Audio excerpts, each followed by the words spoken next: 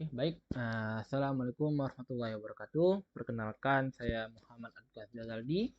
Nah, jadi pada kali ini saya akan mencoba untuk melakukan perancangan rute LRT feeder yang ada di Kota Medan. Nah, jadi dari latar belakangnya ini, bahwasanya ada perencanaan untuk membangun LRT di Kota Medan, sehingga untuk sistem transportasi perkotaan itu memegang peranan krusial ya dalam mobilitas masyarakat. Nah, tetapi emang aksesibilitas terhadap stasiun LRT itu masih menjadi tantangan utama bagi masyarakat kota. Nah, jadi dari latar belakang ini terdapat problem, yaitu yang pertama adanya kesulitan akses ke stasiun LRT karena jarak, waktu, dan kurangnya rute feeder yang memadai, serta penggunaan kendaraan pribadi yang berlebihan menyebabkan kemacetan lalu lintas dan dampak negatif lingkungan, sehingga solusi yang diharapkan yaitu untuk membuat perancangan rute feeder untuk membantu masyarakat mencapai stasiun LRT. Nah, jadi tujuan dan manfaat dari perancangan feeder ini yaitu yang pertama itu meningkatkan mobilitas masyarakat, kemudian mengurangi dampak negatif lingkungan dari kendaraan pribadi, hingga mendukung pertumbuhan ekonomi dengan mempermudah akses ke pusat bisnis dan lapangan pekerjaan. Nah, jadi dalam membuat feeder ini tentunya ada beberapa ketentuan yang diharapkan untuk dilaksanakan, yaitu yang pertama, pada setiap titik variabel, jadi manusia atau masyarakat itu diharapkan maksimal berjalan kaki dengan sejauh 250 meter. Adapun variabel di sini itu bisa berupa seperti tempat kesehatan atau tempat yang berkumpul orang, atau seperti tempat ruang lingkup kesehatan, rumah sakit, pendidikan, sekolah, dan sebagainya. Terus kemudian feeder itu akan berjalan di cakupan 3 km dari setiap stasiun. Nah, di sini dapat dilihat rancangan LRT Kota Medan ya. Di sini ada jalurnya dengan stasiun, ada 22 stasiun dari Kota Medan. Nah, di sini kalau di Kigis sudah tersedia, saya dapat lihat ada jalur LRT, dan kemudian untuk stasiunnya ada di sini. Nah, jadi dia dimulai dari daerah sini ya, Rutung hingga di Unimed. Dari stasiun Lauci hingga stasiun Unimed. Oke. Nah, baik, selanjutnya yaitu di sini ada ketentuannya. Feeder itu harus berjalan di cakupan 3 km dari stasiun, maka di sini saya mencoba membuat buffer. Buffernya itu kayak ini, buffer 3 km ya. Adapun pembuatan buffer ini, jadi pada titik stasiun kita dapat melakukan di bagian geopositioning tool ada tulisan buffer ya. Kalau kita di sini pilih bagian stasiun, kita dapat milimeter, kilometer, tinggal dibuat saja menjadi 3 km. Oke, nah baik. Selanjutnya yaitu setelah kita temukan buffernya, kira-kira apa saja sih dari variabel-variabel yang perlu diperhatikan. Nah, jadi variabel dia perhatikan tuh kurang lebih ada 6, yaitu fasilitas kesehatan, ada fasilitas pendidikan, pemukiman, pembelanjaan, perkantoran, dan industri. Nah, baru dari variabel ini kita coba tengok kira-kira data apa aja sih yang tersedia. Jadi dari data yang tersedia itu ada rancangan LRT berupa stasiun dan jalur LRT, kemudian ada data variabel yang disediakan pengelola juga. Saya mencoba mengambil data variabel dari OSM ya, OpenStreetMap.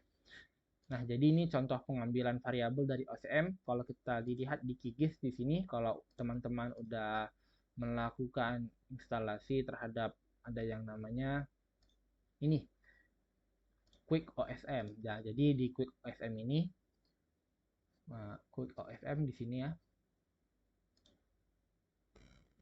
Nah, teman-teman tinggal buat query kayak tadi ya, misalnya mau nyari apa, nyari bangunan, mau misalnya cari ada hospital, school, dan sebagainya. Tinggal dilakukan run query saja. Baik, selanjutnya yaitu, nah, jadi dari variabel dapatkan ini coba kita mapping ya. Di sini ada legend yang kita buat. Nah, di sini kalau di Kikis dapat dilihat, ini contoh dari semua variabel yang kita kumpulkan ya. Nah, ini kurang lebih penggambarannya. Jadi ada yang dari OSM OpenStreetMap kita satukan dengan yang disediakan oleh pengelola, diantaranya kayak pengelola rumah sakit, puskesmas, pendidikan, pemerintahan, kesehatan, dan industri. Nah, selanjutnya yaitu di sini tadi ada ketentuannya di atas bahwasanya setiap titik variabel tuh diharapkan bahwasanya masyarakat tuh berjalan maksimal tuh 200 meter. Nah, jadi dari titik variabel ini kita buat seperti yang stasiun di awal, kita buat buffer yaitu dengan skalanya 250 meter. Nah, di sini kalau teman-teman lihat di bagian buffer, yang ini, yang ini. Nah, jadi diharapkan nanti rute-rutenya ini akan mengikuti yang minimal ada dari setiap variabel ini ya, buffer variabel. Oke. Nah, selanjutnya saya juga mencoba untuk membuat heatmap ya. Heatmap dari variabel tersedia. Di sini dapat lihat bahwasanya untuk keramaian variabel ini ya jelas di bagian tengah kota di sini. Jadi kenapa kita buat heatmap ini? Karena bisa jadi nanti dalam namanya feeder ini kan mungkin bukan hanya satu feeder yang beroperasi. Jadi dengan adanya kita memberitahu heatmap terhadap variabel, diharapkan untuk menyesuaikan berapa banyaknya feeder yang dibutuhkan untuk lokasi tersebut. Nah, selanjutnya yaitu pertimbangan retrieve feeder yang ingin saya buat, yaitu yang pertama tuh feeder tidak berjalan ya pada rute transit umum, tetapi dia diharapkan cukup bersinggungan saja. Jadi feeder ini tidak akan bertabrak rutenya ini tidak akan terlalu bertabrakan dengan para transit. Para transit ini seperti angkot, yang mana angkot ini kan sudah ada rute-rute sendiri, dan jadi diharapkan feeder ini dapat kita bilanglah bekerja sama dengan angkot untuk memenuhi kebutuhan masyarakat ke stasiun. Bis itu yang kedua ini, nah di sini seperti tadi feeder ini akan memenuhi rute, sehingga dengan adanya para transit ini feeder akan memenuhi rute yang tidak jalani para transit umum dan harus mengenai buffer 200 meter dari setiap variabel. Nah, jadi dari pihak pengelola sudah menyediakan rute para transit yang tersedia. Di sini di Kigis ada rute para transit yang ini. Oke, tinggal mapping saja nih rute para transit. Jadi mungkin dapat dilihat di sini ya, ada bagian-bagian seperti di tes ini yang mana masih belum terkena oleh para transit ya pada umumnya. Nah, selanjutnya yaitu dari rute yang diberikan mengolah bahwasanya sebenarnya itu para transit ini sudah memenuhi untuk mencapai stasiun. Jadi rute dari stasiun ini sebenarnya untuk stasiun ini sudah ada semua gitu. Nah, tetapi memang ada beberapa daerah buffer variabel yang belum tersentuh oleh para transit. Nah, jadi ya kita tahu di sini ya, kalau kita lihat tengok saja ya kan namanya stasiun mungkin akan berada di jalan primer. Jadi jalan primer ini ya, mungkin pastinya para transit ini sudah memiliki rutenya tersebut di situ. Nah, jadi kemudian dari sini kita coba hadirkan bagaimana cara kita membuat rute feeder. Yang pertama itu saya mencoba untuk mengambil yang pertama jalan primer sekunder tersier dari OSM seperti yang metode tadi, tinggal dibuka OSM-nya. Di sini teman-teman bisa buat highway di sini tinggal cari primary, secondary sama tertiary. Kenapa tersebut? Di sini dapat dilihat bahwasanya kalau kita tengok ya di webnya sendiri, oke agak loading, tetapi jalan primer itu ya emang jalan utama dari tiap kota, baru kemudian masuk ke jalan sekunder dan jalan tersier, jalan penting selanjutnya. Nah, baik, selanjutnya yaitu ketika kita sudah dapat perutean ini dari jalan primer, sekunder, dan tersier ini, saya mencoba melakukan subtraksi ya terhadap dengan jalur para transit untuk mendapatkan jalur yang tidak dilalui para transit. Kemudian akan menambahkan beberapa jalur sehingga semua variabel nanti akan tercover. Nah, sini tadi dapat dilihat ya untuk highway primer ini merupakan jalan yang paling important. Selanjutnya next important tinggal dan tertiary next important. Oke, lanjut. Nah, di sini merupakan jalan yang kita dapatkan dari OSM ya, jalan primer, sekunder, tersier. Sini kalau kita lihat di sini, oke, baru kita matikan ini. Ini sudah sedia jalurnya. Oke, nah baik. Jadi selanjutnya itu setelah kita dapatkan jalur ini, nah mungkin kalau tadi teman-teman tanya ya, di sini ada jalan terang ini kan jalan important, jalan country ini kenapa bisa dibuat? Karena setelah dilihat untuk tidak memberatkan map, bahwasanya jalan terang itu emang sudah banyak dilalui oleh ini para transit ini. Jadi untuk memperkecil data yang kita buat dimulai dari primer, sekunder, dan tersier karena emang itu jalan yang sering kita hadapi lah sehari-hari. Baik, selanjutnya yaitu melakukan subtraksi jalan. Nah, jadi dari jalan sini kita akan kurangkan dengan jalan para transit ini. Untuk melakukan subtraksi sendiri dapat dibuat dengan layer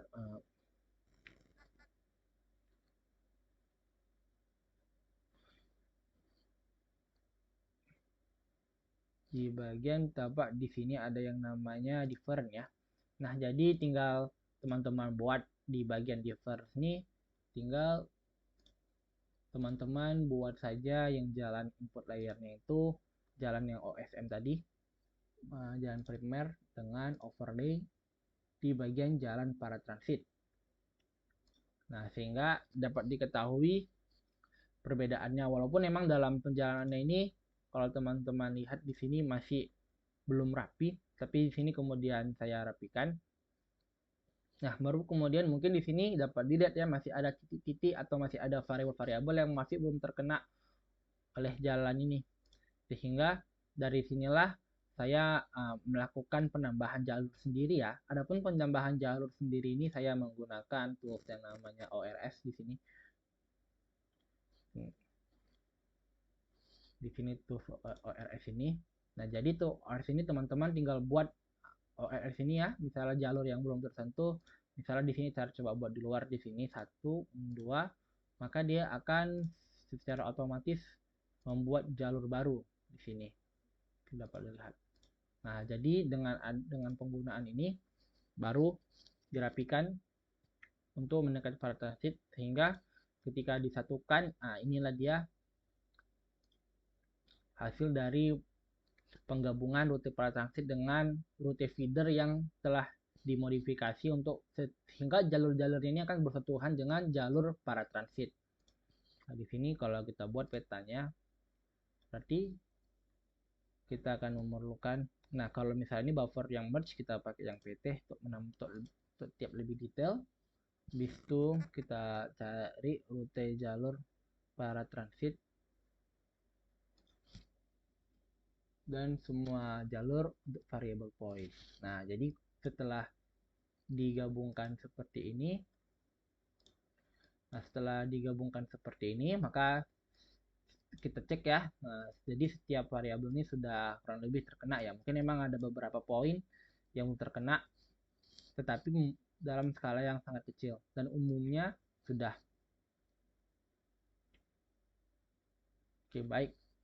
Selanjutnya, nah jadi dari sudah kita buat seperti ini, kita cari kesimpulan bahwasanya jalur feeder ini kurang lebih sudah memenuhi keseluruhan buffer variabel, namun dapat lihat rute yang ditentukan masih cenderung acak dan ada yang panjang dan pendek.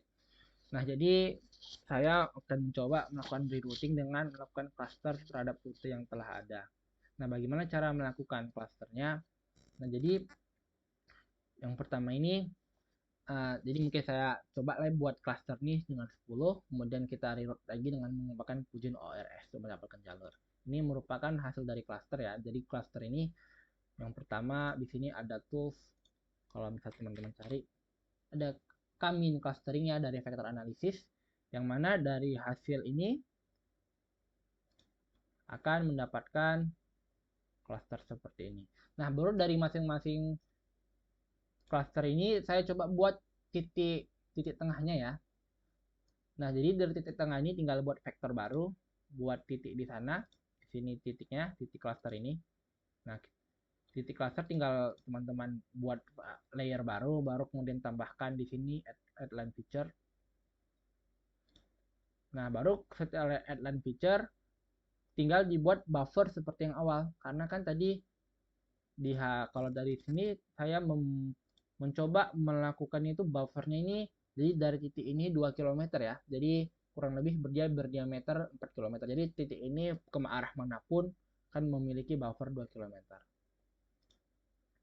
Nah, jadi dengan adanya buffer 2 km, disinilah hasil dari buffernya ini. Jadi kalau teman-teman lihat di sini dapat lihat ya, di ini ada cluster 1, di sini ada 1, dari hasil kami clustering ini ada 1, di sini ada cluster ke-6, ada cluster ke-7, ke-8, ke-3, ke-2. Jadi ada 10 cluster. Nah, kemudian dari hasil inilah saya mencoba melakukan perutean ulang, yaitu dengan menggunakan ORS tadi. Jadi dengan ORS ini saya melakukan rute untuk tiap-tiap rute feeder yang dari ekstraksi ini yang sudah dimodifikasi ini.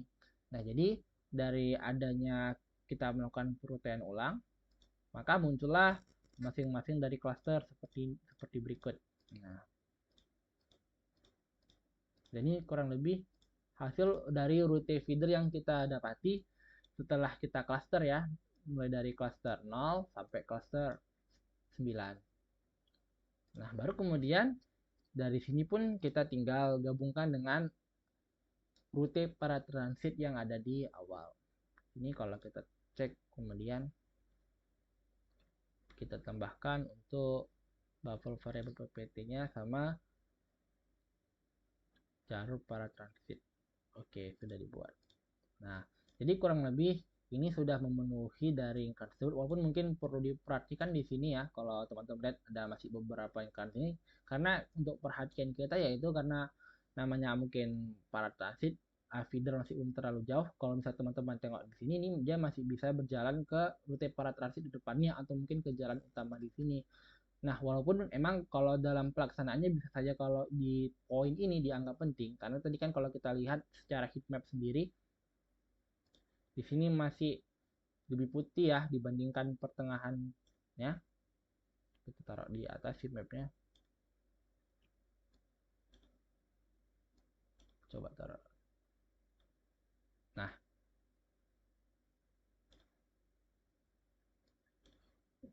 kalau teman-teman lihat di sini kan emang walaupun secara ini di sini masih putih ya, menandakan untuk variabelnya ini tidak banyak. Nah, walaupun ini akan kemudian dapat menjadi pertimbangan kembali ya, apakah perlu untuk membuat rute feeder kembali di sini, karena kita tengok di sini emang sudah ada juga rute dari para transit yang lainnya gitu. Oke. Nah, baik, jadi hasilnya seperti ini.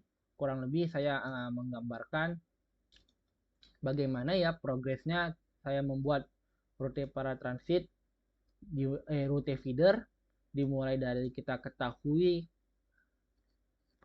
lokasi dan rute dari LRT-nya, kemudian kita lakukan buffer sehingga kita mengetahui batas-batas mana saja yang akan kita cover, sehingga kemudian kita tengok rute dari para transitnya ini.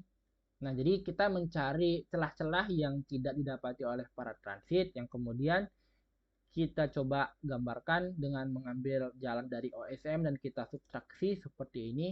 Baru kalau kita gabungkan, di sini kurang lebih sudah mulai mencakupi semua, tetapi karena jalur-jalur di sini masih bisa dibilang cukup acak ya. Jadi saya mencoba untuk melakukan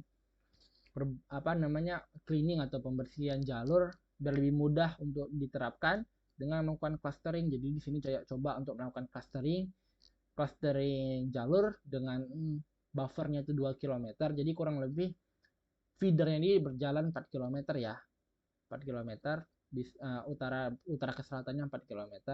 Nah, kemudian dari sini kita coba mapping kembali menggunakan ORS pada titik-titik variabel yang dibutuhkan, jadi mendapatkan jalur seperti ini. Dan kemudian kita coba satukan dengan para transit dan diharapkan ini dapat menggapai ya keseluruhan variabel-variabelnya. Nah, jadi berikut ini merupakan plugin-plugin yang saya gunakan, yaitu ada Kinet 3 untuk pembuatan jalur ya dengan ORS ya. Jadi Kinet 3 ini juga salah satu tools yang saya gunakan juga kalau di sini untuk melakukan shortcut pass ya. Jadi ada juga tadi selain dari ORS saya juga menggunakan routing shorter path di sini. Nah, baik. Kemudian ada ORS tool, kemudian cookSN yang saya gunakan untuk melakukan pencarian data OpenStreetMap, dan kemudian plugin density analysis. Jadi plugin density analysis ini yang saya gunakan ya di sini bagian ini untuk mendapatkan heat map ya. Nah, baru kemudian apa sih kesimpulan yang kita dapatkan dan kira-kira apa yang harus dilakukan selanjutnya. Jadi yang pertama, saya mencoba membuat clustering ini untuk menggambarkan dan memudahkan routing feeder yang dimungkinkan, sehingga jadi dengan ada cluster lebih mudah kita melihat perutaiannya seperti apa. Nah, kemudian dalam satu cluster mungkin dapat dilihat di sini ya. Kalau misalnya dianggap jaraknya terlalu lebar, jadi bisa saja kalau kita di merah sini dapat kita feedernya ini tidak hanya satu, bisa saja dua atau mungkin tiga dengan rute yang berbeda. Misalnya di sini kalau kita lihat di cluster yang biru ini, biru muda ini, bisa saja yang pertama berjalan ke arah ke atas, yang keduanya berjalan ke arah ke bawah. Nah, habis itu tentunya dalam pelaksanaan yang real kita perlu memikirkan kondisi lapangan. Karena di sini karena dari data OSM ya, saya juga tidak mendapatkan seperti apakah jalannya ini searah atau mungkin sebenarnya tidak boleh mobil lewat dan sebagainya. Jadi ini juga perlu pertimbangan dengan kondisi lapangan. Tetapi dengan adanya map yang dibuat ini tentunya akan lebih mempermudah ya. Tinggal dicocokkan saja dengan kondisi lapangannya. Nah, dan terakhir adanya pertimbangan untuk membuat rute tambahan terutama pada titik heatmap yang tinggi. Jadi fungsi dari heatmap ini, heatmap kita lihat di sini daerah perkotaan ya, karena kalau kita lihat tadi jalur dari pra-transitnya aja tuh sudah banyak di sini ya, di daerah perkotaan ini. Nah, tapi dengan adanya ini kita harapkan bahwasanya ya karena dia cukup padat dengan rame, jadi bisa mempertimbangkan membuat rute yang khusus di daerah situ. Baik, mungkin sekian dari saya. Terima kasih. Assalamualaikum warahmatullahi wabarakatuh.